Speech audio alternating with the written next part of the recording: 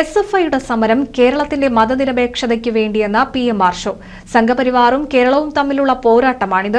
അതുകൊണ്ടാണ് കേരളത്തിന്റെ തെരുവോരങ്ങളിലും ക്യാമ്പസുകളിലും വിദ്യാർത്ഥി സമരം നടന്നുകൊണ്ടിരിക്കുന്നതെന്നും ആർഷോ പറഞ്ഞു. എടപ്പാളിൽ SFI എടപ്പാൾ ഏരിയ സമ്മേളനം ഉദ്ഘാടനം ചെയ്ത് സംസാരിക്കുകയായിരുന്നു അദ്ദേഹം.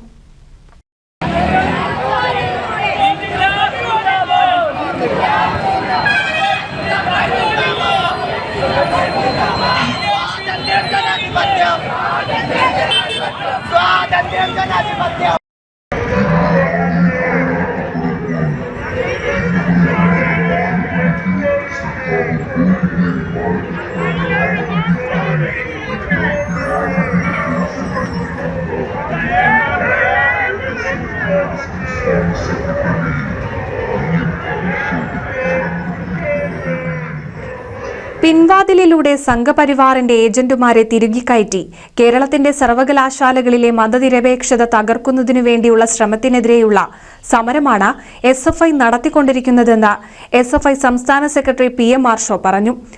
നിയമനിർമ്മാണം നടത്തുന്നതിന് വേണ്ടി ചുമതലപ്പെടുത്തിയിട്ടുള്ള കേരളത്തിന്റെ നിയമസഭ, ആ നിയമസഭ ചേർന്ന് നിയമസഭയിലെ അംഗങ്ങൾ ചർച്ച ചെയ്ത് നിർമ്മിച്ച നിരവധി ബില്ലുകൾ ഭരണഘടനാപരമായി ബില്ല് നിയമമാക്കാൻ ഗവർണർ ഒപ്പിടുന്ന ഘട്ടത്തിൽ ഗവർണറെ സംബന്ധിച്ച് ഭരണഘടന അദ്ദേഹത്തിന് നൽകി അദ്ദേഹത്തിൽ അർപ്പിച്ചിട്ടുള്ള ഏറ്റവും പ്രധാനപ്പെട്ട ചുമതലയാണ് സംസ്ഥാന നിയമനിർമ്മാണ സഭകൾ നിർമ്മിക്കുന്ന നിയമങ്ങൾ ഒപ്പിട്ട് ബില്ലുകൾ ഒപ്പിട്ട് അത് നിയമമാക്കി മാറ്റുക എന്നുള്ളതാണ് ഇപ്പോൾ ഏറ്റവും പ്രധാനപ്പെട്ട പണി.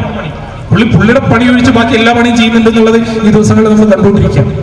അങ്ങനെ കേരള നിയമസഭ നിർമ്മിച്ച നിയമങ്ങളിൽ ഒപ്പിടുന്നതിന് വേണ്ടി തയ്യാറാകാതെ ഡസൻ കണക്കിന് ബില്ലുകൾ കഴിഞ്ഞ 2 വർഷക്കാലമായി കേരളത്തിന്റെ ഗവർണർ ഇങ്ങനെ തലയണര അടിയിൽ വെച്ചുകൊണ്ടിരിക്കുന്നതല്ല നമ്മൾ കണ്ടുകൊണ്ടിരിക്കുന്നത്. അതായത് ഈ നാടിന്റെ മുന്നോട്ട് പോക്കിനാവശ്യമായ നിയമനിർമ്മാണങ്ങൾ പോലും അനുവദിക്കില്ല എന്ന് പ്രഖ്യാപിച്ച് നാടിനെ വരിഞ്ഞു മുറുക്കാൻ വേണ്ടി ശ്രമിക്കുക.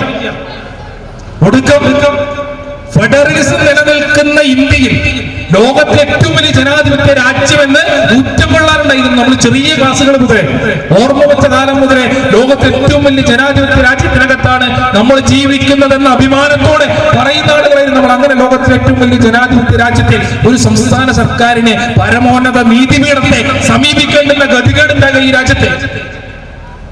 നിയമം നിർമ്മിക്കുന്നതിന് വേണ്ടിയുള്ള ഭരണഘടനാപരമായ അവകാശം പോലും ഈ നാടിനകത്ത് നടത്തുന്നതിന് വേണ്ടി അനുവദിക്കില്ല എന്ന് പ്രഖ്യാപിച്ച് മുന്നോട്ട് പോയിക്കൊണ്ടിരിക്കുക. കേരള നിയമസഭ കേരളത്തിലെ സർവകലാശാലകളുടെ ചാൻസലറായി ഇദ്ദേഹത്തെ ചുമതലപ്പെടുത്തിയിട്ടുണ്ട്.